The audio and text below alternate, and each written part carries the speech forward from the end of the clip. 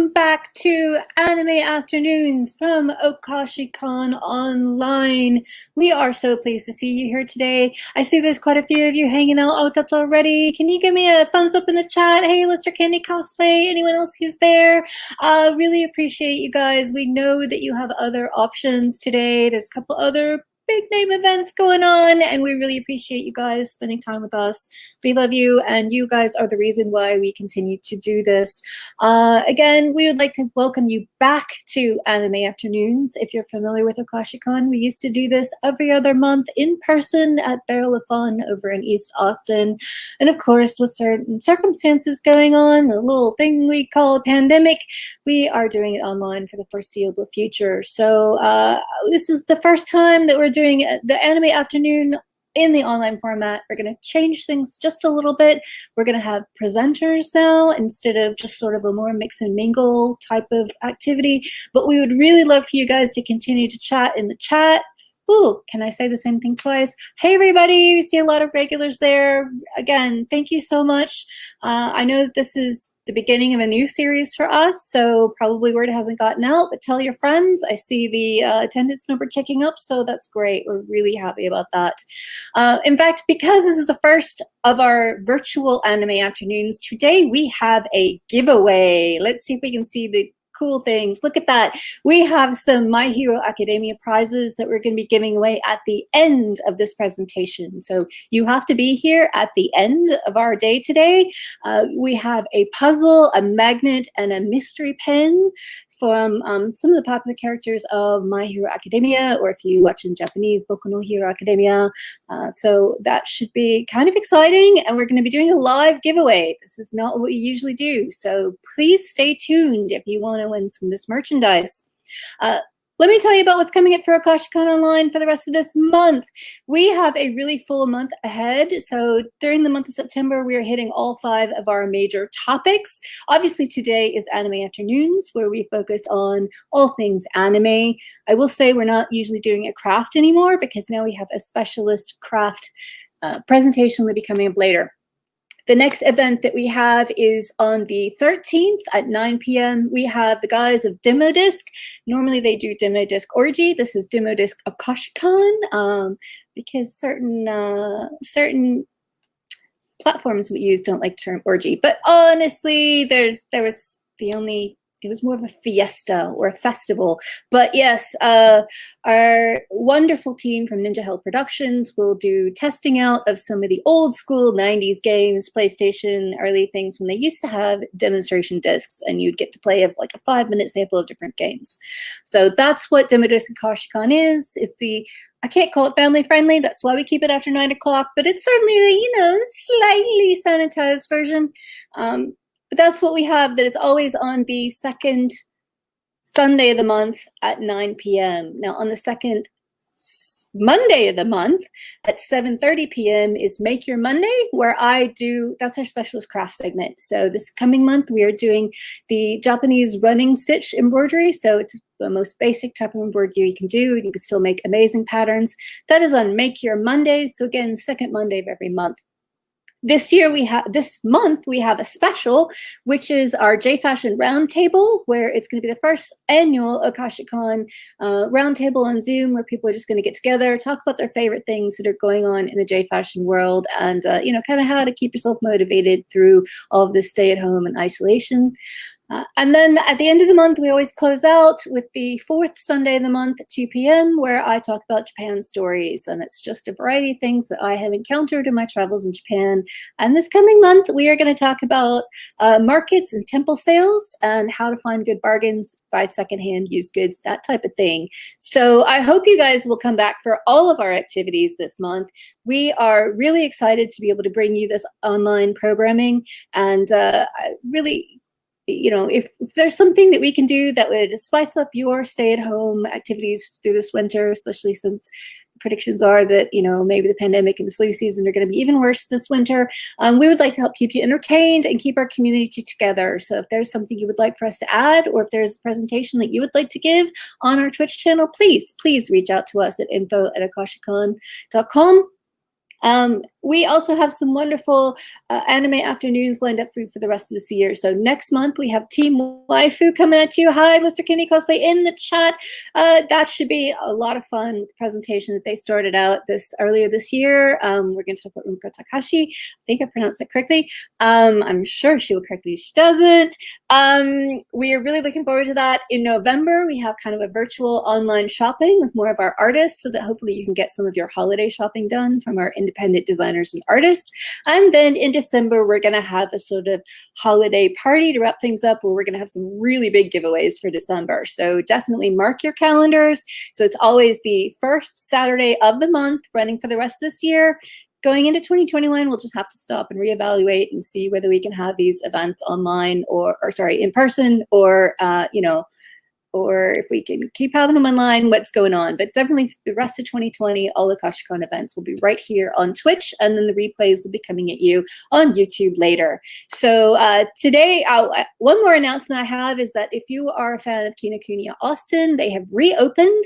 They had a little bit of a scare earlier this week, but they have been able to reopen. Everyone is safe and sound, and their Demon Slayer trunk show is definitely still on. So this is your last opportunity to check out their specialist Demon Slayer merchandise. Please go to Kinokuniya Austin, or also you can order online. So without further ado, I am going to come in and introduce today's speaker. We have with us Seppi Hakubi. Hey, Seppi. Hi, Julianne. Hey, Seppi. So you're going to talk to us about the Attitude Era of anime. Is that correct? Yes, that's right. It's what I call pretty much the classic era of anime that I grew up on, and pretty much most people my age grew on, which is right around the same time, I believe, when anime in America was just about to get its boom. It's not quite mainstream as it is now, but people are getting aware, and I'll agree with you, yeah. But with that one exception that I always call you out on, and that's because in America, we don't know we were watching anime when we were watching anime, because we had Speed Racer dubbed in the 1970s. But most people just didn't know that came from Japan, because the dubbing was, better than your average sort of 1970s kung fu movie. But you're right. By the time people are aware of the fact that it's anime, it was in the early to mid 90s. So I'm going to leave it with you. You take it away. Now, remember, for those of you who are watching, the giveaway will be after Seppi's presentation. So hang tight. Stay with us. Take it away, Seppi. Great. Thank you. And you're absolutely right, Julianne. And that's actually what I was going to cover a little bit later, because so when I first started watching anime, I didn't know it was actually anime until I guess even maybe half a decade later after I started watching it. So as said earlier, my name is Seppi Hakubi. I am a label manager and managing director of Hakubiverse, which is a music label, electronic music label from San Antonio, who also works with hard dance around the world, particularly more into a Japanese fandom. Most of the music that I play and all the events I play are mainly influenced by Japanese pop culture. That's why I play more anime conventions and really music festivals and stuff. And other than music, I also get involved in the anime industry however I can, whether it's staffing at anime conventions, speaking about topics like the Attitude Era of anime, or certain anime characters, specific anime shows, or even genres and concepts. That's what I get involved in. So today I'll be talking about the era of anime around the 90s. So just to get a perspective of when I'm talking about, I'm 34 years old currently. I was born in the mid 80s, and I started watching anime. And I do this because at the time, I just thought there were cartoons like anything else. Around 93, 94, I believe. So to get an idea of what anime actually is versus what I thought it was. So a quick history lesson. So anime is overall, it's an art form that incorporates all kinds of genres. At the time back then, anime was just anime. It's almost like, if I'm going to take it back to electronic music, I thought techno, trance, house, drum and bass was all, at the time, it was all techno, even though techno is techno, and then it became electronica, and then now EDM's the blanket term. Anime was kind of like that back then, at least I believe. We weren't watching harems or giant robots or slices of life. We were watching anime. At least that's what I thought it was as a kid, because at the time anime, there wasn't so much in America compared to what is available now. Now we can access anime on demand by a bunch of streaming sites like Crunchyroll, Funimation. One I'm going to show later is Retro Crush, which probably has a lot of the Attitude Era anime that I'm going to be talking about. So, and anime, well, in Japan pronounced anime, but we've kind of made a comment to say anime here in the US, but we were all wondering, where did the term come from originally? It could be, I mean, anime is a sort of a foreign from Japan, which is shortened word for animation, but it could also, the Europeans have also kind of had anime in the native as their native word as well, particularly the French. And in probably another panel that I'll give in the future, if anyone remembers the European cartoons from the 90s as well, like Starla and the Jewel Riders or Code Lyoko, well, that's early 2000, or even now, Miraculous Ladybug. I mean, that could be considered anime, the European anime. So, and Luster Candy Cosplay pointed out, Sub's VHS tapes. That was kind of a big thing back then as far as anime conventions went. I remember I had a chat with Marlon Stodgel, maybe rest in power. We were having a conversation some time ago at talking about the early days of AWA, where anime conventions weren't, there were not really raves, or the cosplay contest wasn't the main event, and maybe there weren't as many guests back then. I mean, there were some guests, but there were more industry and maybe a couple of actors.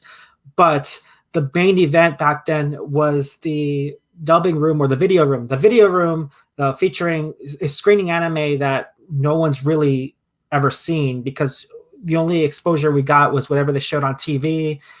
Maybe whatever is on Blockbuster, that was our exposure. But they would bring in tapes to trade, and they would daisy chain all these VCRs, and may Kami-sama help you if you are the last in the chain, because the quality, when you dub video, and they call it video dubbing, even though we're not talking over voices, it's duplicating the video.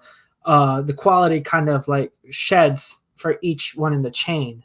So, and so that's pretty much like around the time where, like, it wasn't taboo to have fan subs or VHSs. Now I understand, because now that's our industry, and I guess my perspective on it, or like my stance is, I love anime. I want to be able to support anime as much as you can, but back then it was very underground for us here in America, and that's how we were able to kind of enjoy anime with what limited we had, and that was all that we were exposed to. So, and again, not much is known of it other than what we see. Like there, back then, one of the terms that was used to call it was either Japanimation. I'm not going to repeat some ignorant statements, but let's just say I would call it anime when I knew it was anime, and I've shared it to somebody, and I think that's why it's grown from nerd culture, because it was something that only us who's watched it can understand. And they're like, oh, those cartoons from another nation, and they could be insulting. So a little bit of an inside, even though it kind of sounds insulting, to be honest. Sometimes anime can be, how do I say this? Not delegated. The term escapes me. It's where you delegate work to another nation to do the work for you. The word escapes me, but so they're not outsourced. Thank you. So they're not wrong. If you ever watch the credits, you can see Korean names on the credits. I believe there's some on Naruto. There's it really depends on the studio. So let's see. A little so catching up with the 90s. So you could also, with the anime that we see are exposed compared to what Japan has held, you can really tell that there's a difference in the quality and the storytelling, and it can, what we've seen growing up watching anime at 6 a.m. compared to what Japan is showing at 1900 hours. That can, and which we could only at the time we could only import. That when I got that exposure, I was like, okay, I know something has to be different with what I'm watching. So let's go ahead, and I'm going to go ahead and start. I'm going to begin with how I got into it and how it pretty much went down this rabbit hole. And here I am, am working in the industry in many different forms and fashions. So I was probably 7 or 8 years old. And I was a kid watching cartoons right before school or Saturday morning. And they had this, and I think at the time I was really big into astronomy because I watched that episode of the Magic School Bus where they travel into space. And I had one of those Happy Meal toys that gave me the names of the planets when I went over the slide. And that I started getting into astronomy. My dad also had these encyclopedias with all the different planets. And back when I think Saturn had 9 moons or something, and then it turned out there were more moons than that. So I saw this toy commercial, and I was a young boy doing boy things, trying to be a man. And I saw this commercial, and of course, it was kind of a girly commercial, and I wasn't sure if I was about it. I was like, okay, cool. They have all these they're named after planets and stuff, but it's for girls. But it sounds really cheesy. Let's go ahead and play the first video, and I'm going to show you what I and I kind of give you my reaction to it when I was a kid. So let's go ahead and play video 1. Someone's draining the world's energy. Only Sailor Moon and her friends can save Earth from destruction. Moon Prism Power! Sailor Moon, Sailor Mars, Sailor Mercury, Sailor Venus, Sailor Jupiter. Who's behind this chaos? It's the evil Queen Beryl. A little moon power will take care of her. Sailor Moon and Queen Beryl from Bandai. Moon powers unite. Yeah, so I saw that, and it was like, well, again, it was a girly commercial that a young boy was watching, and back then it was the whole cooties face and whatever. And I, as other than the planets thing, it's like, okay, whatever. But I didn't know. I thought just like any other toys, they were just a line. There was no show. There was no story product to it. I thought it was just somebody pushing toys or something. Of course, as I keep watching cartoons in the morning, I think, and normally I don't get up that early, but one morning I got up at 7 a.m, right before I guess Fox Kids or Kids WB would come on. That's when they would show the really cool cartoons, and I'm lucky if I'm up that early. But I don't remember what I was hoping to watch, but I remember tuning in one time, and I saw this episode of Sailor Moon, and I'd never seen Sailor Moon before, but also at the time I was big into Power Rangers, and Power Rangers I thought was the coolest thing ever on earth, just like any other early 90s or any other 90s kid. And when I saw Sailor Moon, I thought, and I don't know why I didn't flip the channel, but it's like, okay, well, I'm tuned to a girly show, I guess, and there's nothing else on. But as I'm watching it, I realized this is a typical show for girls. There was something up, and let's me play video 2 and keep it in the perspective that, okay, imagine being told, having preconceived notions about a show, and all of a sudden you watch that, and there's some things in there that might change your perspective entirely. So let's go ahead. I'm going to play video 2. All I ever wanted was to be a normal teenager. Because of you, that's all over. And you're gonna pay for that, pal. You're going to the compost heap. In the name of the moon, I will punish you. I'm Sailor Moon. I will triumph over evil. That's you, Green Waste. I'm here.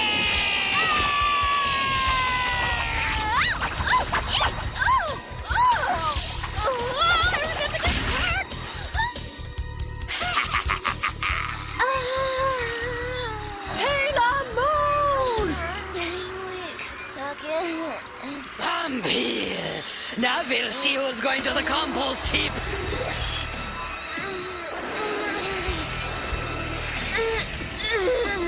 I'm coming, Sailor Moon. I'm coming.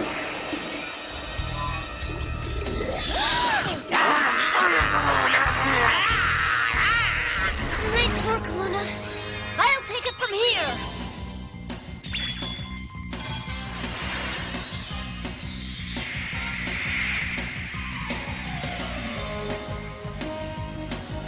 Moon Tiara!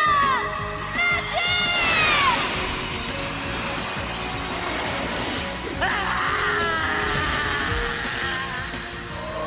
You just got weed whacked, courtesy of Sailor Moon. Yeah, so I thought, like, after seeing that, I was like, wait a minute. And I was like, wow, this is so cool. You know, typical, you know, heroine just, I don't want to say the word yeet, but just dusting. There we go. Moon dusting the bad lady. So, and I would wake up later and they would end up on a different channel. And I would just, I guess in a way I was a little bit ashamed because I was a boy watching a show that was supposedly made for girls, but I would like low key try to like watch it, and I would watch every single episode, at least what they had available. At the time, we were only had the first 65 episodes. It was like Sailor Moon, then the Sailor Moon R filler arc, the Doom Tree saga, and then the first half of the Dark Moon, the Nega Moon, as they call it there, because back then every bad guy was called the Nega Force or the Negaverse. So I thought it was the coolest thing I've ever seen, and I eventually got to watch it more, and eventually in the 2000s it would end up on Toonami. And more episodes would come out, Sailor Moon S, Super S, and then maybe a decade and a half later, Viz Media would get all the episodes and finally dub Stars, which I've seen Stars, but I've not watched it dubbed. I actually haven't seen any of the episodes dubbed, and it's in as much as I love the old actresses, the previous actresses and actors like Susan Roman, Terry Hawks, Vince Carrazza, Toby Proctor. Like I know some of the Viz actors and actresses, and I like Stephanie Sheh. Sorry, I had to think of her name, Stephanie Sheh, and I'm a big fan of Hinata. So it's like, okay, let's see how this translates. So now that's just the beginning, and eventually more anime started catching up, and again, I would wake up either this one would be an early Sunday morning, which, yes, in some channels they would have cartoons early on Sunday. And this one kind of blew my mind completely. And I think it blew my mind more because this one could be for a general audience or for boys. I was also a big video gamer, and one of my favorite genres was adventure. I don't remember if I actually played RPGs back then. I didn't know what an RPG was until later, but I loved adventure games, exploration games. And this one was kind of a way. And not to mention how in Sailor Moon in the first season, you had to get 7 crystals to get the silver crystal. This one, you have to collect 7 objects to get something special too. And this one, I'm going to play video 3, and I'll show you how cool this one just blew me away. So here we go. Long ago, 7 Dragon Balls were forged and scattered over the face of the planet. Once united, the Eternal Dragon will be called forth to grant the discoverer a single wish. Dragon Ball, gotta find that Dragon Ball. Don't stop until you got them all, the 7 magic balls. It's all you gotta do to have your wish come true. Get that Dragon Ball, Dragon Ball. The greatest answer of all is to find that 7th ball. Danger all around you, villains everywhere. Evil lives around you, keep on searching, but beware. Goku, he's gonna show you. He's gonna help you find the way. Goku, he's gonna show you. He and his friends are gonna save the day. Dragon Ball, there's always evil lurking till the dragon calls. You won't believe the magic in those 7 balls. Everybody's searching for the Dragon Ball.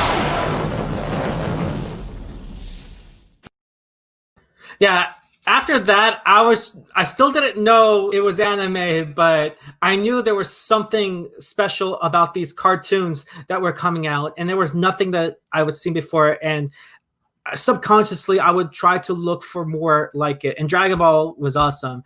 I can only say that I've only seen 2 episodes of the first season from when Dragon Ball was dubbed in by the Ocean Group up in Canada, when I think Saban was kind of was the one distributing it before Funimation just completely took over distribution. And yeah, saying that, and then the movie Curse of the Blood Rubies, and I really enjoyed it. And it wasn't necessarily a superhero team or anything like that. We were adventurers, a group of treasure hunters looking for 7 orbs that will grant them a wish. Eventually I would see all of Dragon Ball, but dubbed completely by Funimation. And as much as I would like the original source, or I would like being close to the original source, I really loved the Ocean Group's version of Dragon Ball. Now, let's see. Now I mentioned that I've watched Sailor Moon. That was kind of like the start of my gateway, and then Dragon Ball kind of put me through the gateway. And then there's one that kind of just sold me into this completely. So imagine watching a superhero team, a superheroine team, getting me into this style of animation. Imagine what a team of boys, like with more extreme action, would get me. And there was an anime for that. Some of you might know what it is already when I'm talking about it, but I remember I watched this at 5:30 in the morning. It's always like before the sun would come out, and I saw a couple of episodes, and either I try to go to bed super early, or if I did happen to wake up early, like 3 in the morning, I would try to stay up as much as I can, waiting for 5:30 to come just to watch this show. And I was so depressed that when it was off the air, like it couldn't be seen anywhere. There was no DVDs, there was no tapes. I could not even, like, every year or so, whenever, because I was moving around different schools, I would ask my friends, hey, have you ever watched this show? I don't know what it's called. I forgot the name of it. I don't know what it's called, but it had these like 5 like guys in armor fighting something called the Dynasty or whatever. So but when it came, the promo came out on Toonami when season 3 of Dragon Ball Z was first airing for the first time in America. I saw the promo on Toonami and I just screamed my whole house off. Like, I was like, oh my god, that's the show. Let's go ahead and play the intro for this anime that I'm talking about. So here we go. Fantastic battle armored samurai. Golden warriors. Golden warriors. Together, they face the otherworldly forces of the evil dynasty. The powers in the armor. Calling on the spirits of ancient samurai warriors. The powers in the armor. All 5 have been given super-powered fighting skills and weapons to wield against this tyranny. Justice! Light, Wisdom! Trust!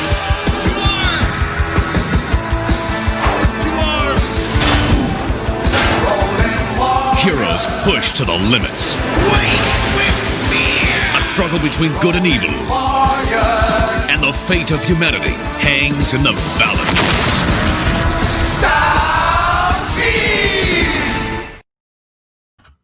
Okay, yes, Ronin Warriors, like, it's, you know what, it's kind of sad that they only had about one season, a few films, which to this day I haven't seen all the films, but that was practically before Fairy Tail came out, and maybe I keep it up there. It's one of my favorite, Ronin Warriors is practically my favorite anime of all time. And yes, could there a lot more be done? Sure, absolutely, but Ronin Warriors has a special place in my heart. Absolutely. So, and that's pretty much what encompassed the anime that I was supposed to be exposed to before Toonami became a thing. But it was always something in my mind. And I don't know, there's this phenomenon that when you think about it in your mind, somehow it becomes reality. I've only seen someone else, well, or two other people maybe, and I can't think of at the top of my head where that phenomenon's come from. But like, I would think, you know what, it'd be cool if they showed Sailor Moon and Dragon Ball Z or on Toonami. And I'm like, wouldn't it be cool if Dragon Ball actually was dubbed entirely, or Sailor Moon Stars, and everything except for Sailor Moon Stars, which eventually got to have a dub maybe 25 years after I first watched Sailor Moon. I'm like, wow, it is, this is real. So, and I would hope, and I've got more thoughts that have ended up becoming manifested later, which I will show in a little bit. But also, as a young kid, I barely getting on the internet. There's not a lot, there's my exposure to anime was just limited. And again, at this point, I still didn't know what anime was. I haven't seen this part yet, but I know later on, as I've been going through school, high school, people would tell me that anime was on the Sci-Fi Channel, and I don't think I had the Sci-Fi Channel at the time when they were showing this. But the Sci-Fi Channel, a lot of my older friends have seen a lot of great titles on there. One of them being Galaxy Express 39, and as I was digging back into some of the content they would show on there, it's like, wow, this is more real. This isn't, as much as I like, superheroes, superheroines, and adventures and stuff, I like to see something a little bit more real, like war or whatever. Yeah, sure, I did watch Robotech back then, but and that's one, call it for what it is. I mean, it is kind of an example of anime that was a little bit more real, but sci-fi had some stuff that kind of, even though as fantastic as it can be, it kind of related a little bit more sense, didn't have a lot of camper cheese.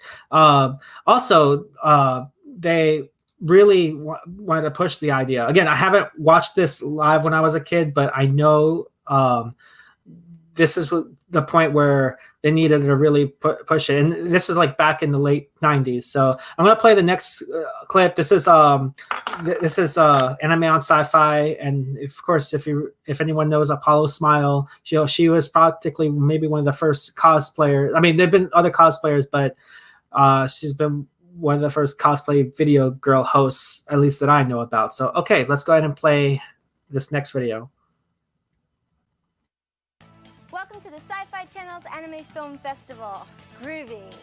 We are rocking your world with the hottest craze in entertainment today. It's a Japanese take on animation called anime. I'm the live-action anime girl and your guide. My name is Apollo Smile. I love tonight's movie. It's a classic intergalactic adventure, Galaxy Express 39. The story is based on the comic book or manga created by Leiji Matsumoto. He's also the creator of the series Star Blazer. All aboard, everyone! The Galaxy Express 39 is about to leave the station. Adieu, Galaxy Express 39, part of Anime Week on the Sci-Fi Channel's Summer Movie Blast. Continues tomorrow at 9 p.m. Eastern. In the US, unlike Star Wars, Armageddon, or other sci-fi films, anime isn't a big box office draw. But there is a huge following online. The best place to start is www.sci-fi.com. Tomorrow night, we're continuing on our journey across the universe for another intergalactic adventure. Adieu, Galaxy Express. For the Sci-Fi Channel, I'm Apollo Smile. Sora de wa mata. See you tomorrow. Ayasumi. Good night. The following is a special presentation of the Sci-Fi Channel. Welcome to Anime Week on the Sci-Fi Summer Movie Blast. Konnichiwa. Welcome to the Sci-Fi Channel's Anime Film Festival. Groovy. This is the final night of the Sci-Fi Channel's Anime Film Festival, and we're going to show you a film that is going to warp your sense of time and space. I'm the live-action anime girl and your host. My name is Apollo Smile. If you think that anime, Japanese animated films, are only about outer space, killer robots, and martial arts, think again. Tonight's movie, Beautiful Dreamer, is actually a romantic comedy. It has weird aliens, time-shifting demons, but ultimately, this is a hilarious story about love. The TV series ran for 15 years, plus there have been over a half dozen OVAs. OVA. Now that's anime code for original video animation. All this for Lum, a wacky alien girl with green hair, horns, and a fondness for tiger stripe bikinis. Rumiko Takahashi created this series. The women in her stories are smart, beautiful, and powerful. Her books have sold more than 100 million copies. The Japanese have quite a yen for Rumiko's stories. Lum, the alien princess, and the other characters in Beautiful Dreamer are all drawn with a distinctive wide-eyed style called the shoujo and bishonen, after the Japanese words for young girl and boy. Action, comedy, adventure! It's all right here on Sci-Fi Channel's Anime Film Festival. Japanese anime films usually tell stories about legends and historical events. One anime, Space Battleship Yamato, actually recreates World War II as an outer space adventure. Beautiful Dreamer retells a folk story about a turtle that carries a village on its back. Japanese fans can't get enough of the Beautiful Dreamer series. The entire collection of over 200 TV episodes sells for about $3,500.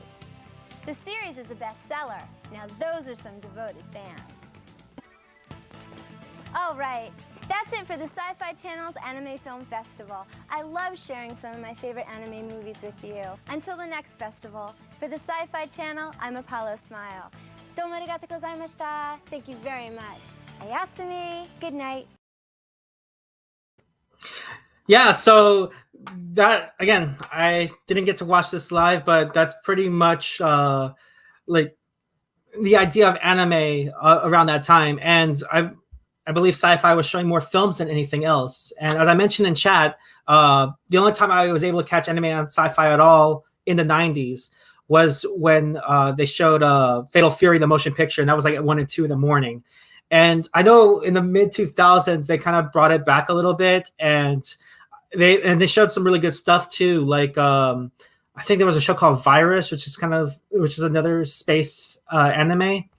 And speaking of the year of the mid-2000s, showing anime hits from the 80s and 90s, there was a couple of channels, and I don't know if anyone here, because some of the people in chat, I believe, most of them are from our local, are in Texas. I was living in Hawaii at the time in the mid-2000s, and there was a channel called AZN Television and Imagination TV. And I remember on both channels, they would show anime. AZN on Saturdays, they would show the older films, and that's how I got into Project Eiko. And well, I did see Tenchi Muyo before, but they would show Tenchi Muyo on there as well. And the Yu Yu Hakusho film, Poltergeist Report.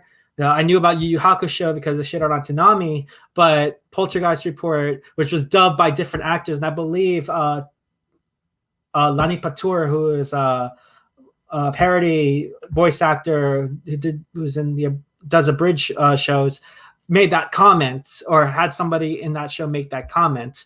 And And so that's pretty much my get into like the old anime films. Also in the mid 2000s, that was watching AZN, and I really wish that channel was still going on. It used to be called the International Channel. So now, how did I know that this was going to be called anime? So one time I was watching, it was summer vacation, and I was watching a lot of TV, and they were showing Jerry Springer. And you know how sometimes those commercials can get wild weird because they advertise for adults, even if it's right before, like this was at 2:00 and right before I guess Kids WB would come on, so that's weird. So yeah, they were showing Jerry Springer, and they would advertise those colleges. They call them Jerry Springer colleges, like those 2-year private private community colleges. If there's really such a thing, like ITT Tech, and at the time it would be like DeVry University and those kind of schools. I mean, not to disparage anybody that goes to the schools. I mean, I was in the military. I had to do what I had to do, and I mean, I've gone through like maybe 8 different colleges already before I finally got my master's. But but they would advertise those. The schools on there. Did I get my Jerry beats? I don't remember if if that was a thing. This was back in 2000, maybe 1 or 2, and they showed this commercial, and I thought when I saw this, it kind of answered my question on what I was watching, because I knew what I was watching were not cartoons. There was something special, and I think this came out the turn. Now, what this commercial pointed out was pretty much the extreme of the genre of media that I was watching. And I'm going to show you, some of you may have seen it. I'm going to let this speak for itself. So this is how I got into anime. So I'm going to go ahead and play this video. This ain't no Mickey Mouse. This ain't no Looney Tunes. This is anime. And it's taking America by storm. Now, you can catch the anime fever or turbocharge your current anime video collection with the best of Japanese anime 2. But be warned, the best of Japanese anime 2 ain't no kid stuff. It's animation grown up and gone wild. Call this toll-free number now and get Wrath of the Ninja delivered to your door for just $4.95 with subscription. Call now and you'll get a bonus anime video, Project A-ko vs. Battle 1, absolutely free. That's right, you'll get 2 fire-powered anime videos for just $4.95. This is a limited time offer of apocalyptic proportions, so call now. Order your first Best of Japanese Animation 2 video for just $4.95 plus $3.99 shipping and receive your free anime video. Call now, 1-800-356-1880. I don't know if that number still works, but yeah, when I saw it, I was like, okay, so that's what that's called. And I wasn't sure if that particular, what they showed was anime or if it was just the whole thing, which ended up being the whole thing. As you know, I was getting older, going to high school in the year 2000. And I eventually ran into some people that were somewhat part of an anime viewing group. And I would get more introduced into anime then, and that's where I was confirmed that, okay, I'm watching anime now. And like it kind of wasn't until I got to high school finally that I knew it was called anime. And it really interested me even more because that summer before I got into high school, Tenchi Muyo came out, and that's what I was exposed to, the harem genre. And then when I was part of this group, they showed Love Hina. It was never on TV in the US as far as I know. And I thought, Love Hina was another harem, and it was very funny. It was very funny, and and it made me think, it's like, okay, anime does not have to be about action and adventure. I mean, I like adventures, but it doesn't have to be the same thing and all this other bad, all this other stuff.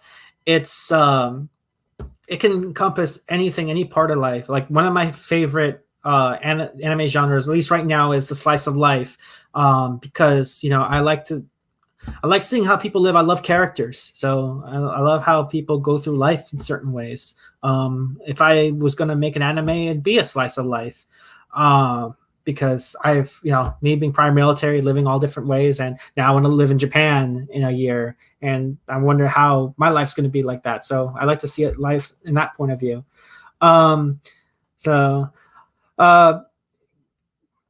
Kintsugi style, I like. In some cases, it can be an acquired taste too. Like, I like it because as long as I can relate to it, I like it. I think it's a matter of, like, can someone relate to it? Interesting enough, I mean, not necessarily anime, but my wife got me to watch Magic Mike again.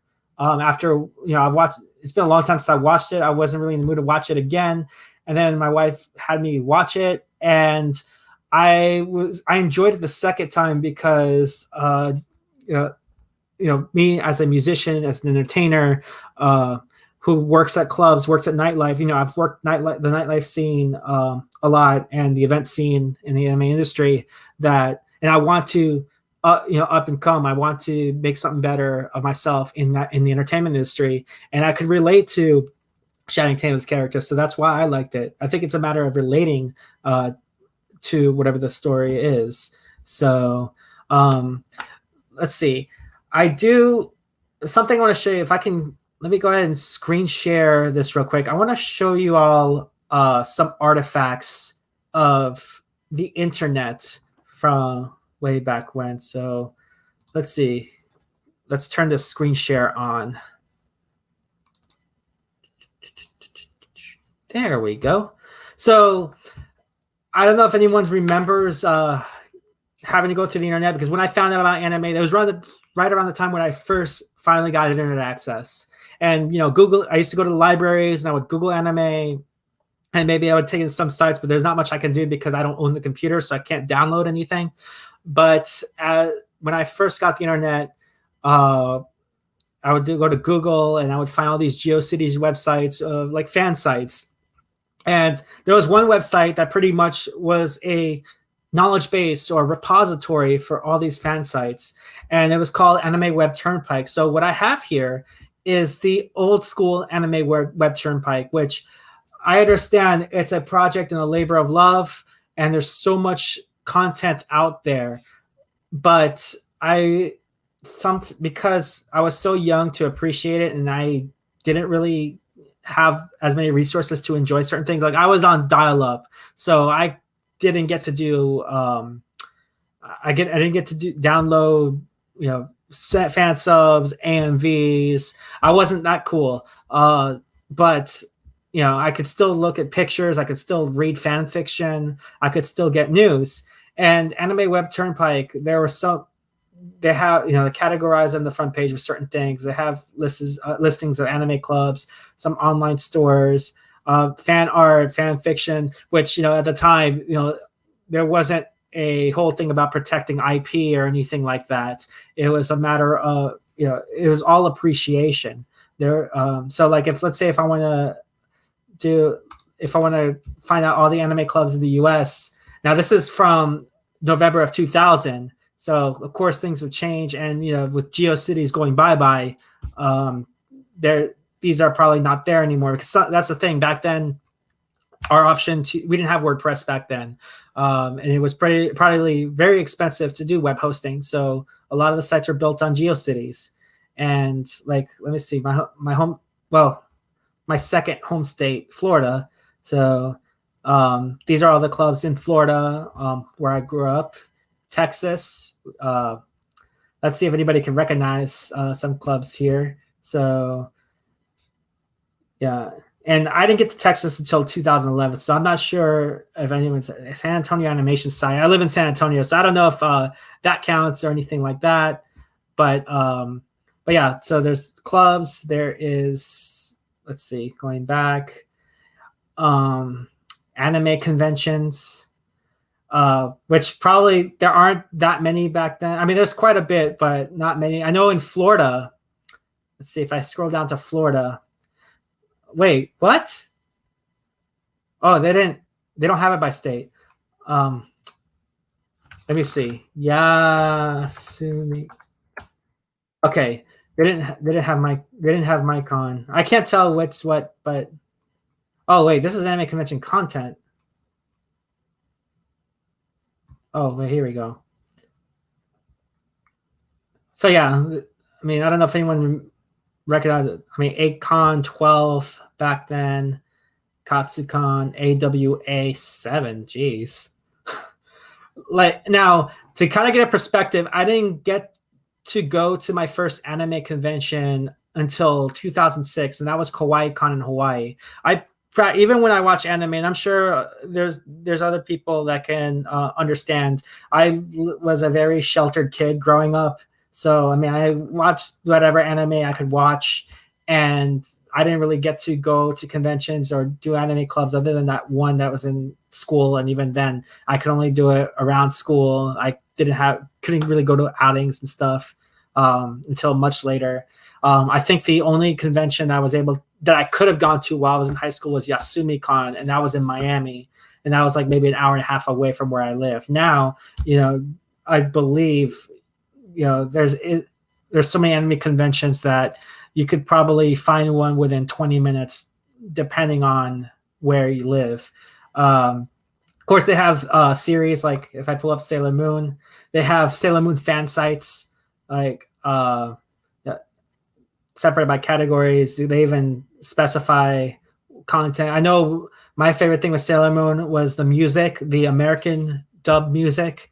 I jammed to those CDs.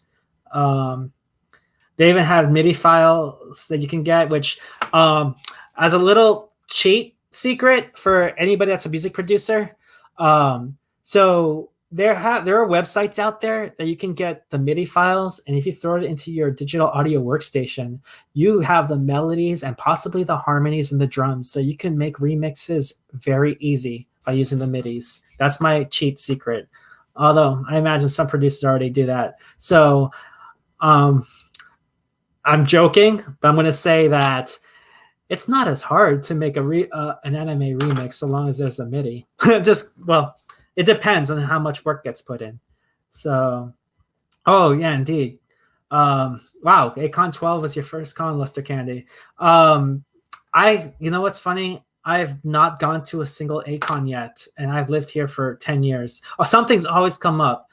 I was gonna go this year, but then COVID happened. I know a couple of people are setting up for me hopefully performing next year. I know one of the things I want to do before I leave the US to move to Japan is to headline ACON. A lot of people have been asking about that, and I love, it'd definitely be a great thing as a send off. So I mean, I've got some stuff already planned for some shows, but it'd be a really nice send off, especially for the show that I haven't done before. So I know hopefully we'll be back with OkashiCon will be able to do its thing in full. So I've really enjoyed OkashiCon, and I hope this thing is done before hope all this COVID business is done before Ushicon would come up, because I meant to go to Ushicon a couple of times. And I feel Ushicon, for those that don't know what Ushicon is that are tuning in, to be honest, I've not gone to that convention either, but if you want the vibe of the classic anime with with other friends who lived in the Attitude Era and probably a little bit older and have been able to enjoy the Attitude Era very fully, I would say Ushicon is probably the show to go to. So, yeah, exactly. It's a very chill, old school con vibe, and I wish I could go to shows that are just like that and more often. But hopefully, once COVID's done and it's done before Ushicon, I would love to be a part of that. Otherwise, heck, once I'm in Tokyo, I'll fly to come back somehow. I don't know, we'll make it work. But yeah, that's Anime Web Turnpike, and this is what it looks like right now, unfortunately. So the last, which is just a bunch of like really messed up HT. I mean, the design, looked a little bit more modern. I think they just gave up on it completely. They installed a message board Apparently, they might have messed it up. I'm assuming. I don't know, but it looks very broken, and I don't think they're ready up to it. I'm actually too afraid to click on anything through here, to be honest. That now how I keep talking about old school anime, and it's like where can you watch it? Now there's a streaming website right now. I mentioned now we have options to watch things on demand, and now we have an option to specifically watch old school anime on demand, and that is Retro Crush. So this is the front page of Retro Crush. I don't know how I stumbled into this. There's actually an app on the iPhone. I don't know if it's available on Google Play, but you can watch many titles from that era. So, like I mentioned that Ronin Warriors was my favorite one. Yeah, they have Ronin Warriors on here. And now, yeah, I don't want to load it. I'm not going to load it completely. Oh, by the way, for those that can't find it, Samurai Pizza Cats. Now, I don't know why they call it Samurai Troopers here on Retro Crush, because I opened it up and it's actually the dub. Now, don't get me wrong. Like, I love the dub of Ronin Warriors. And again, it's still my favorite anime of all time. I wish I could watch in the original Japanese. Sometimes, the only thing with Retro Crush, and I know they're just starting out, it's in beta right now. And yes, Project A-ko is on there. Only the first 4. And I'm not going to pull it up for obvious reasons. I'm not going to pull up the video for obvious reasons, but only the first 4. Wait, there we go. Don't show the video. Don't show the. There we go. Yeah, only the first 4 films. They don't have Gray Side or Blue Side. So, let's see.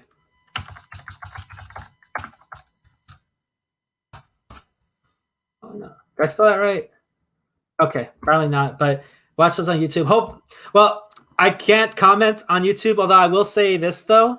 I know YouTube, there's an initiative for a company called Anilog, which is it's kind of a joint venture of some kind. Yeah, a multiple joint venture where they're allowing anime to be streamed on YouTube for free.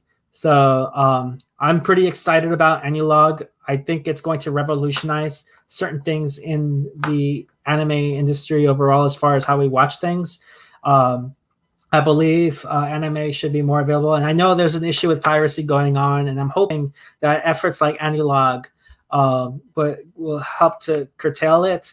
I don't want to get too much into the discussion about it because I could write I hate writing, but I could write a 100-page paper about certain things regarding that subject. But I mean, one of my big things is I wish there's certain anime that cannot be found anywhere that could be easily watched. I mentioned Robotech. I actually watched Macross, the whole series of Macross, the original series, and I wanted to watch Macross 7 for the continuous. I've seen Macross 2, I've seen Macross Plus. Those are available, but Macross 7 is not. And I love the opening of Macross 7.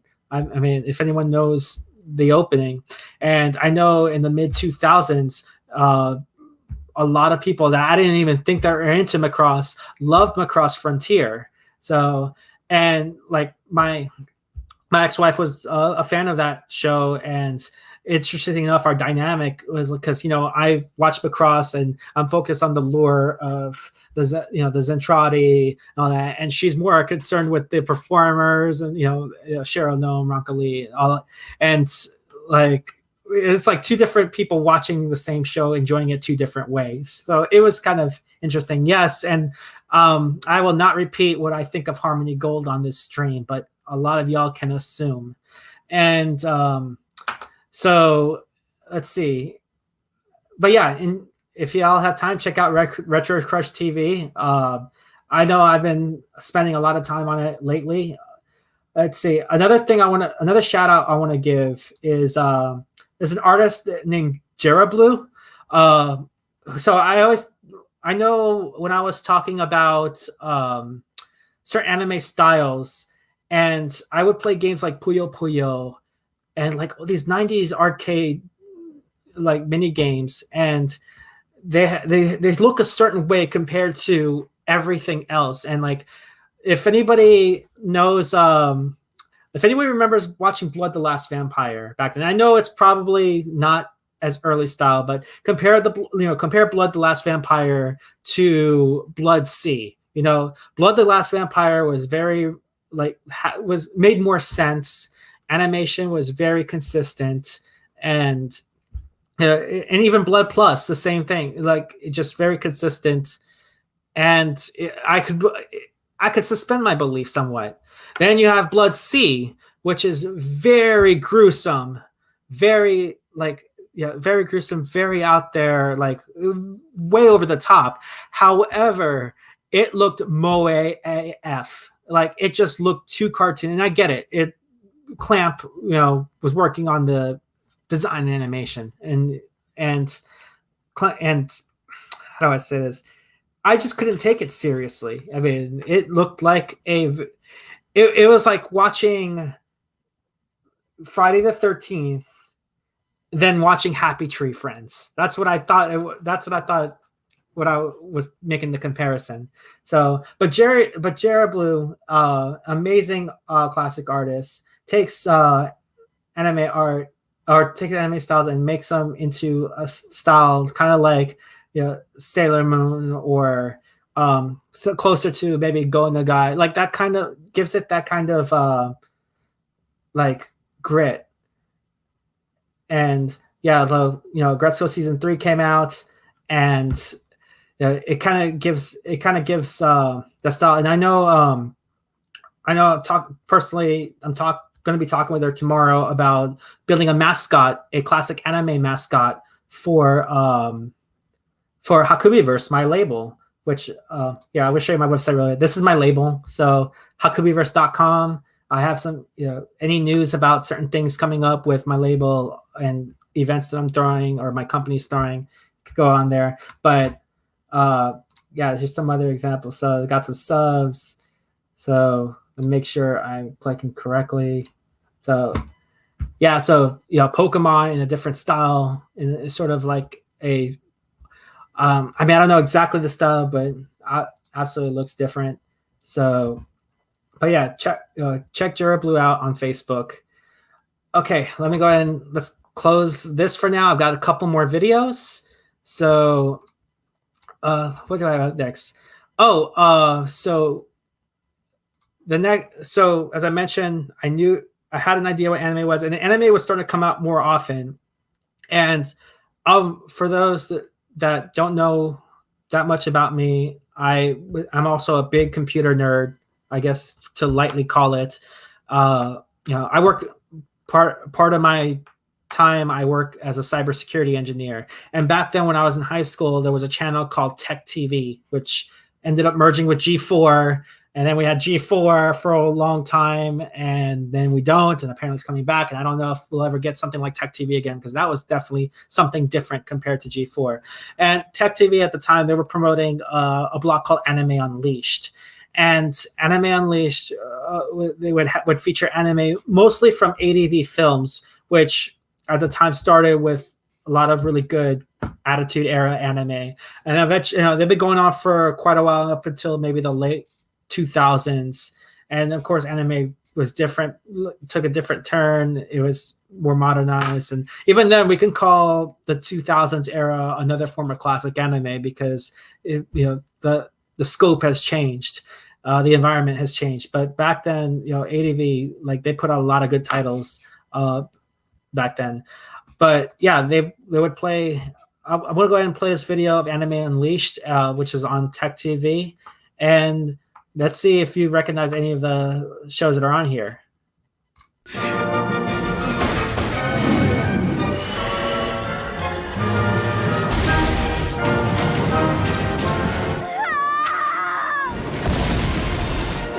Get down!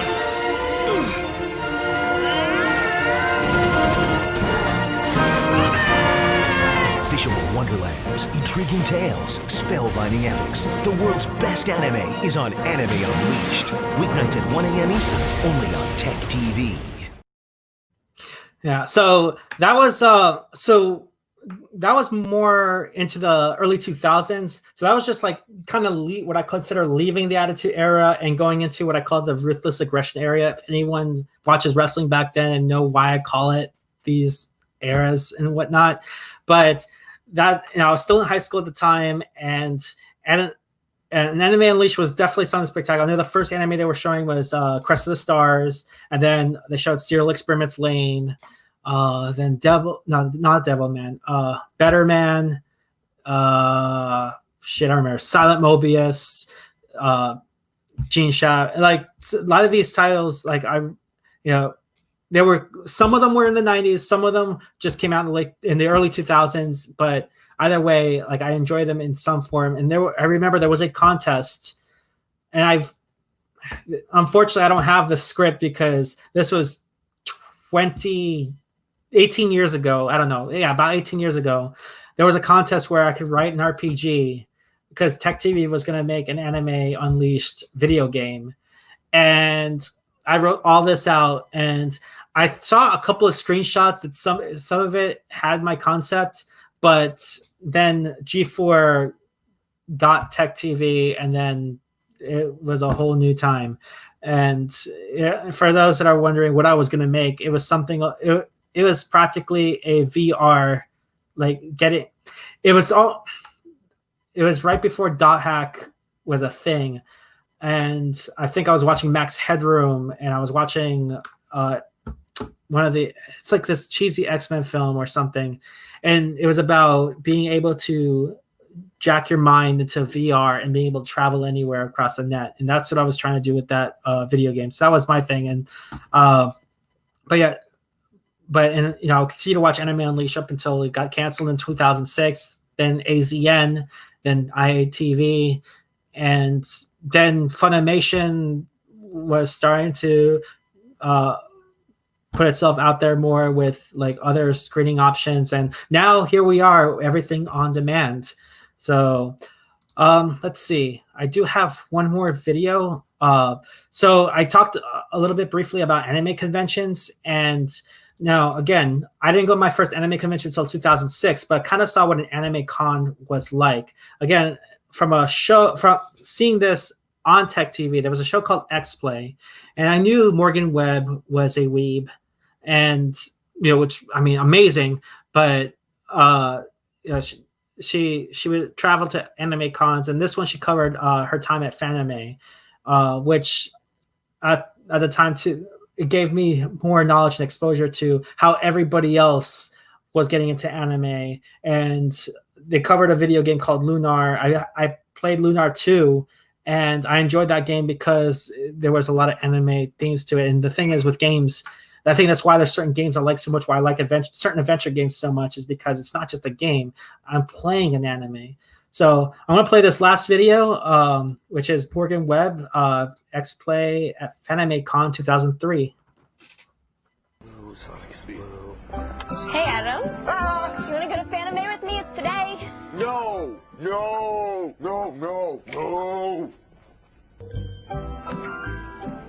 Hey, Ryan, can we do a segment on Fanime? No, Morgan. Anime is about cartoons. We do video games. There's lots of anime and video games. It'll be fun. You know what would be more fun? If you made me coffee. I'm out. Empty. Hey, conveniently located camera person, you want to come with me, right? Right? Good, let's go. Welcome to Fanime 2003 at the Santa Clara Convention Center. Even though Adam and all the rest of the guys didn't want to come, there is a huge link between anime and gaming, and I'm here to prove it. Tons of people are engaging in costume play, or cosplay, because apparently the third syllable is just too much. And there's no shortage of game characters wandering around the show. When in doubt, ask the fanboys. Alright, you're not dressed as an anime character, you're dressed as Link. I am. How does that work? We're at an anime convention. Well, it's an anime/video game, sort of. I'm Alex from Lunar Silver Star Story. I'm dressed as Yuna from Final Fantasy X2. I'm Luna from Lunar Silver Star Story. And I chose her because she was a very pretty looking character and I like the design of her outfits. I really truly love Cammy and every person that I cosplay as. And it's a portrayal of almost a fantasy. Something that you want to be, you know, want to be tough. It's a good way to let out your regular everyday emotions and express yourself.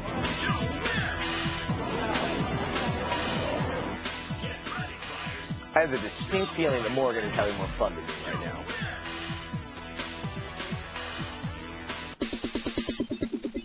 Okay, so anime fans are really into sewing, but do they see a connection between games and anime? Anime and video games pretty much go hand in hand since a lot of times they make anime off the video games. But because I think it comes from a lot of the same ideas, a lot of the same designers, and of course the art is very, very similar. I play RPGs mainly. I first started out on anime, but it started leaking into gaming. I started playing Final Fantasy VII and then Lunar and stuff like that, and you get involved with the stories, and it's very much like anime. So, anime is like a gateway drug for gaming? I think a lot of people cross over. They start in one and they get to the other. That's how I originally got into anime, is by playing video games like Lunar. I've been flying all over for the last half hour calling for you. When people get into the anime culture, then they tend to bridge out into the rest of the Japanese culture. The new rookies gave me all these funny little stickers. Take them off, you moron. Once you discover one field, you find the rest of the fields all together and then kind of explore the whole culture. Oh, so it goes both ways. There's a lot of tie-in. A lot of people that like anime also like gaming for some reason. A lot of it's influenced by Japan, so it's got the same styles and characteristics. I rest my case. Just one more thing to do. Shopping in the dealer room. Charlie!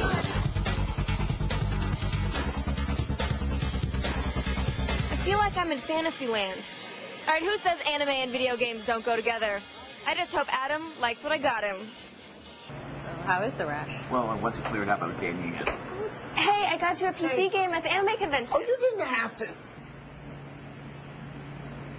Do you like horny bunnies? It's porn! I'm gonna go open my stuff now. I like horny bunnies.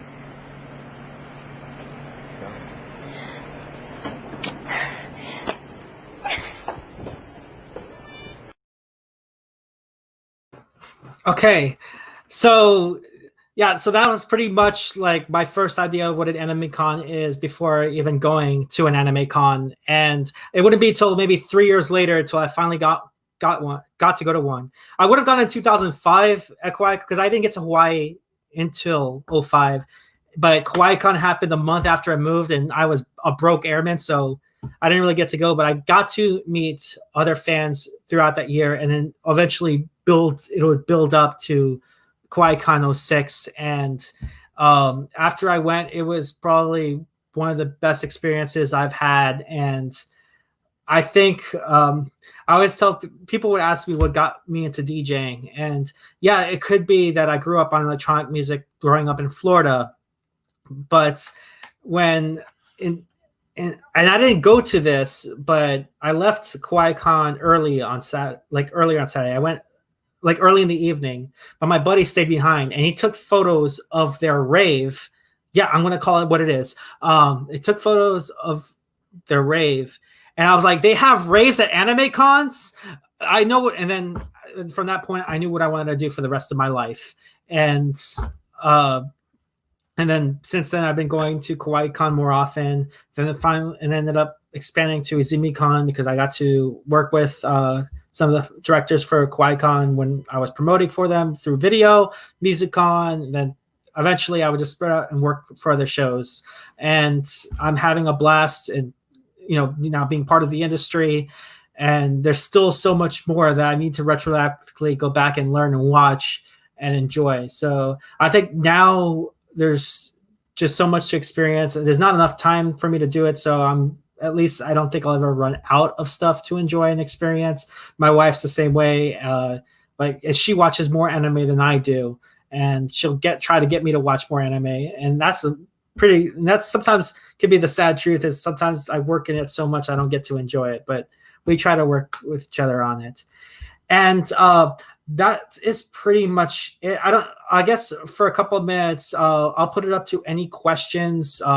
If anybody has anything that they want to ask that I might know the answer to, or something that I haven't covered. Otherwise, I do have a couple of things to promote. Actually, let me go ahead and do that right now. So if I can get the screen shared a little bit again. So there we go. And so every Thursday, because I mentioned I am a musician, I do stream on Twitch as well. Twitch.tv/Hakubiverse is my label's Twitch. So every Thursday night at 7 o'clock Central, I do 2 hours of dance music and from many genres, either mostly trance and hardcore. I have at one point I've played an all Japanese dance music track, which I might do again in the future. But any of my mixes eventually would be on Twitch. No, not Twitch. It'll end up on Mixcloud on Saturdays. So if you want to catch my past episodes, it could be on here. So let me actually type that in. Yeah, so that's my Mixcloud. I do have a question right now. So Lester Candy Cosplay says, have you gone to Super Dimensional Convention, formerly known as Macross World? No. I remember... No, so I remember I stumbled onto something on YouTube called, I think the YouTube channel is called Pine Salad Productions, reference on the pine salad that Claudia would make for Roy on that one fateful episode. They were some of a parody group, and they had videos of a cosplay contest where there were some cosplayers that were dressed up in characters from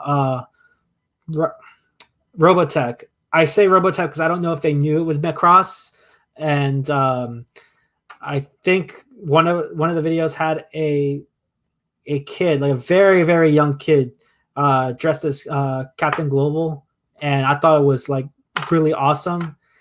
And I don't know how big cosplay was back then, but it was like it was really interesting seeing people from in the 80s dressing up. And I know like there were conventions back then. I know Star Trek was a really huge thing back then, but I didn't know that anime was. And even then, it probably wasn't anime. It was more like the shows themselves. Again, talking with another founder of Kawaii-Con. So there was one of the first anime conventions in the U.S. was, I believe, Yamato-Con, named after Battleship Yamato or Star Blazers, and that was technically the first anime con. And there might have been more conventions after that, and of course there was Anime Con, which ended up becoming Anime Expo.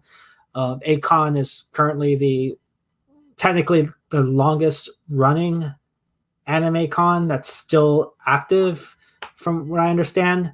So, but no, I haven't been to that one. And I don't know if it was still going on after 2006, because I didn't really go to conventions until 2006. What are my thoughts on Future Funk? I love it, actually. I love anime Future Funk. I think anime Future Funk got me an acquired taste for Future Funk in general, because to be honest, I'm not a big fan of trap music or any kind of trappy sounds. And Future Funk and Future Bass have those sounds. My style is a little bit more like, the more synths the better, like trance or happy hardcore, UK hardcore. Like I call it real rave music, because that's what rave was back then. I mean, yeah, there was house too, but house and techno were more underground, and that was a different kind of mood. But I didn't really get into Future Funk until maybe a couple years ago, when anime was all about it. Like they were sampling anime sounds to it, and then as I'm learning music, I kind of started to appreciate it more. And It was a sound that I was trying to go for when I made Cafe Maker, but ended up becoming like more of a ambient pop song of some kind. And I'm happy that Cafe Maker turned out that way. I might end up making feature funk and feature bass in the future. So I know my label is mainly focused on, at least when I wrote my business plan, it was mainly focused on hard dance, like actual anime rave music, but I've been open to more like pop and, house and future funk, future bass. So let's see. Do we have anything else? Oh, so it is still going on, I think. You're hoping to go next year's Ishtar from Macross too. I was actually thinking if we ever. So when I was with my ex-wife, I was actually thinking about making her I was thinking about making a cosplay for her of La Plamise from the Do You Remember Love film.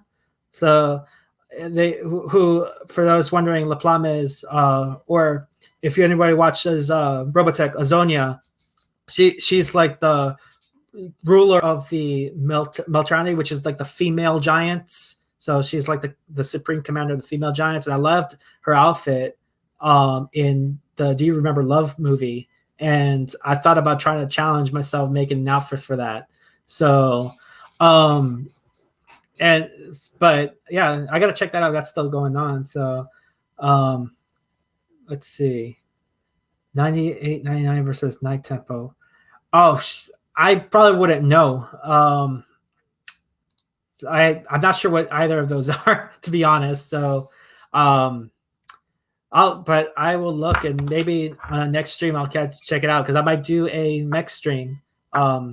Interesting enough, when I saw the commercial for Gundam Wing, I thought that was Macross in a way. I didn't know what Gundam was until Gundam Wing. I confess, that's my introduction to Gundam. And then there was a huge, wait a minute. I think a friend of mine showed me a video. It was like, oh wait, I still have my screen up.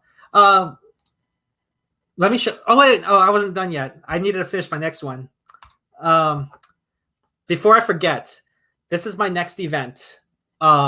This is Dream Drop Revolution Online, October 2nd to the 4th. So unfortunately, RealmsCon, who are big friends of mine, big friends. I'm sure many of us, they usually have a con in Corpus Christi. Unfortunately, their con has been postponed or canceled this year due to COVID-19, unfortunately. But even though we don't have RealmsCon, we'll have the RealmsCon experience that weekend, mainly in raves. It's a 3-day music rave festival. That'll be on twitch.tv/Hakubiverse. So many DJs. So if anyone's checked out been around for Nation of the Night Kids, they can definitely relive that again with some of the same DJs, and we'll also have some new DJs. I've brought in some big stars on here, such as Rob Van West. I'm bringing back WT Stacks. Pretty much a big list, and it's going to be 3 days long, so hopefully y'all can tune in. Okay, so now I can close this out. There we go. Mike Macross 8299. I think I remember watching a video of, there was like a visual where they were playing like all these stereo equipments and stuff like that, and it looked really fresh. So I don't know if that was it, but I think I will check it out. But to be honest, I don't know the answer to that. I will find that out. And yeah. Okay. I've seen 8299. I didn't know that's what it was, but I've seen 8299 before. But I have not seen Night Tempo. So I'll go ahead and get that copy. Let's see. Anything else? I'll say, well, okay, so I'll say this. First of all, thank you so much, Okashi-Con, for bringing me back and having me do this more in depth. I enjoy talking about classic anime, and as I mentioned, hopefully we'll be able to do Ishii-Con again, whether it be live or maybe virtual. I don't know. I'm not going to try and give you guys any ideas, but I haven't experienced that environment yet, and I want to make sure I move heaven and earth to be able to experience that. And I love talking about anime from that era. And if anybody wants to show me or find media for me to watch or any old anime recommendations, you can follow me on Twitter, which is @SefiHakubi. I'll type it in.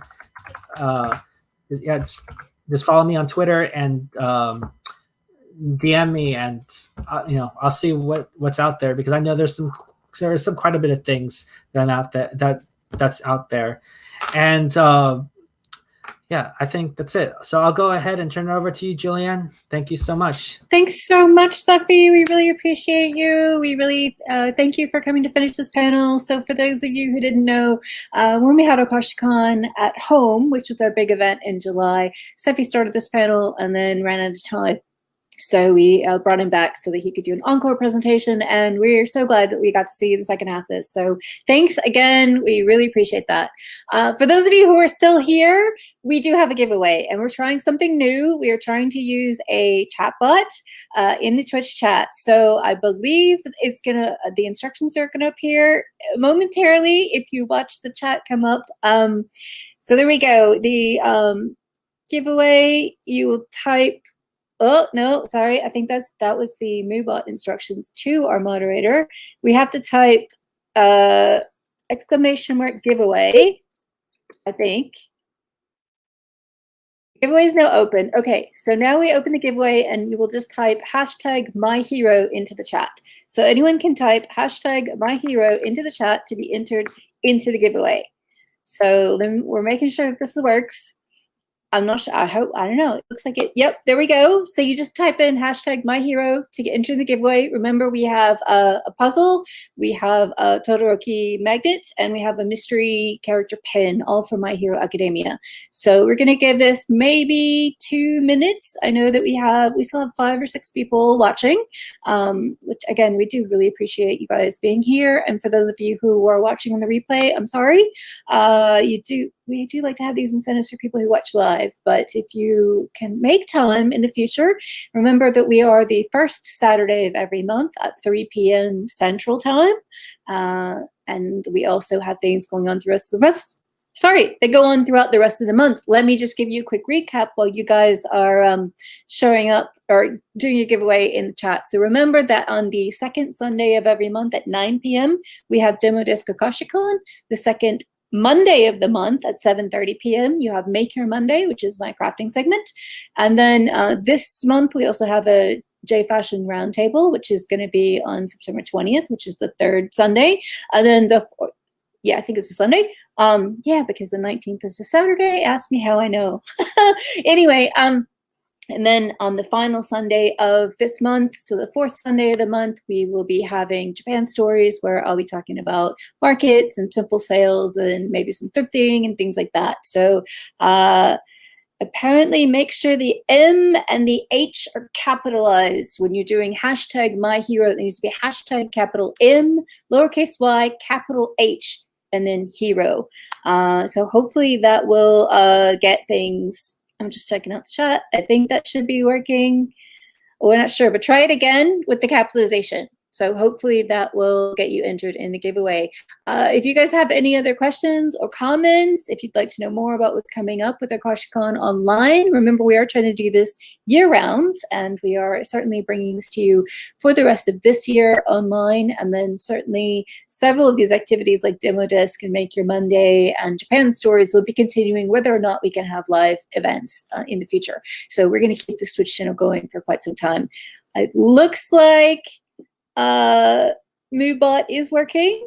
So until I get a word from someone that we're going to close the giveaway, we'll keep it open. But certainly, I think, well, I don't know if there's not, y'all haven't been entering. So there's nothing I can do about that. Also, I'm going to send another shout out to people who are watching this on replay. If you guys have gotten through this and you're like, all the videos are missing, what happened? We're going to tell you, we figured out in advance that probably we're going to get a copyright strike from some of these. And what we'll do is we will repost the video, cutting out some of the videos, but then giving you links to where they are on YouTube. So it'll be a little bit more complicated to watch along, but we want to make sure that you have the full experience instead of just getting this whole presentation struck for copyright. So hopefully that will work. And again, we do apologize for the fiddliness of it. You can always watch it on Twitch in the replay. They're up for a certain amount of time, but then when they go into long-term archiving on YouTube and some of the other locations, they tend to be more strict about copyright. So are we ready for the giveaway? Giveaway is now closed. We had 2 entries. There we go. Okay. I'm hoping that we will have the giveaway winners. Although obviously, since we know who entered, we kind of know who's going to win. Because Lester K. Cosplay is from the giveaway. Yay! Mr. Candy Cosplay is also part of Team Waifu, who's going to be next month's presentation. We're going to be talking about Rumiko Takahashi, which, if you don't know already, Inuyasha is coming out with another sequel very soon. So we're going to get ourselves all psyched up and ready to go for the Inuyasha sequel, and certainly talk about the other fantastic works. She is one of my favorite mangaka, and she's amazing. So thank you. This is our test of the giveaway system. We will be using it more in the future so that we can have more live and interactive things. If you are watching this sometime afterwards and you are just so devastated that you cannot enter the live giveaway, I'll let you in on a tiny little secret. If you email to info@akashicon.com and say, I missed the giveaway, maybe our wonderful producer will send you one of our Studio Ghibli postcards. I mean, if she doesn't, then blame me. That's fine. But, you know, we really appreciate you guys taking your time to be with us. Thank you so much for being with us this afternoon. We know you have other things to do, and we're going to let you go so that you can go ahead and get back to some of the other activities that are on. Remember, support San Japan and support or Crunchyroll Expo, and support all the other anime conventions that are on this weekend. So thanks again. We really appreciate you. And this is Okashicon Online signing off for today. We'll see you again shortly. Bye-bye.